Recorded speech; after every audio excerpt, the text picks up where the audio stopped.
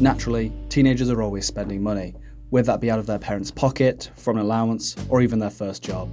In these first jobs, teenagers really begin to get a taste of the real working world, and also gain a small understanding of what working for their own financial freedom is like. Well, almost. It's no secret that these part-time jobs can offer their fair share of harsh expectations, questionable business practices, and moral deficiencies. I think the harsh nature of some of these part-time jobs presents an extremely negative reflection of the real world of employment, and creates seriously poor expectations for young people and how they view their future and career. Hello, my name is Ruben Slorick, and I want to delve a little deeper into the truths and misconceptions about part-time work as a young person.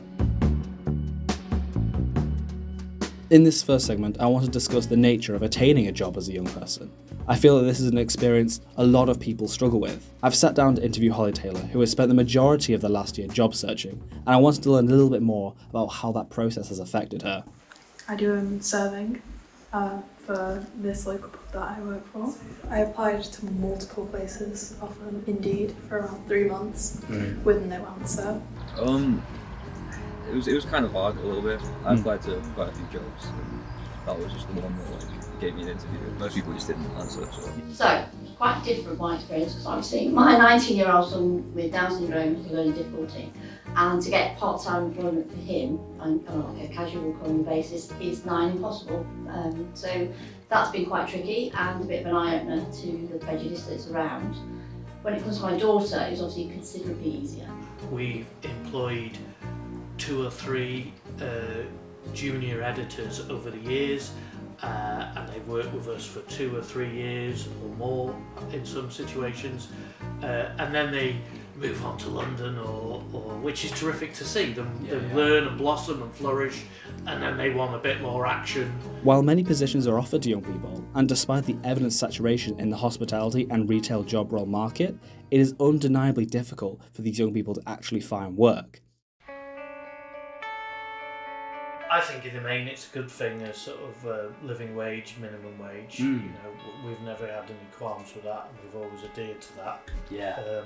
If we hired a new young person next year or so, I want to pay them well as part of the two-way deal. You know, we'll expect a lot from them, but I want to, if they're the right fit, then I want to invest in them. You know.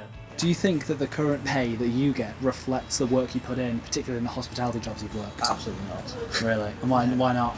Because I put in like so much effort. Like it's the amount of running around I do, the stress of complaints, customers, like the amount I actually have to deal with. It does not reflect the pay at all. I conducted a survey with young people and asked if they enjoy working their first job. 55% of young people said no, while 25% answered yes, and 20% were unsure. However, I then asked if they would recommend their job to young people, and surprisingly 80% of them said they would. I then moved on to how young people view their pay, hours and work expectations. 45% agreed that their pay is fair, while 50% either disagreed or strongly disagreed with the pay. As for the work, 63% agreed that the hours and expectations are fair, while 37% either disagreed or strongly disagreed. No one strongly agreed with the statement. It's immediately clear that while these jobs are harsh on young people, they would still recommend and value the work experience they gained from them. We have to do considerably more risk assessments for anybody under 16. So from an employer's point of view, they have to do more investment. But from an employee's point of view, you could argue that Tosha does the same as the person next to her who's 19. I feel the answers I gathered here were really varied, and it's evident that the morals surrounding pay and hours all revolve around how exactly the business is run. But also, more importantly, the harsh expectations these employers put on their young workers.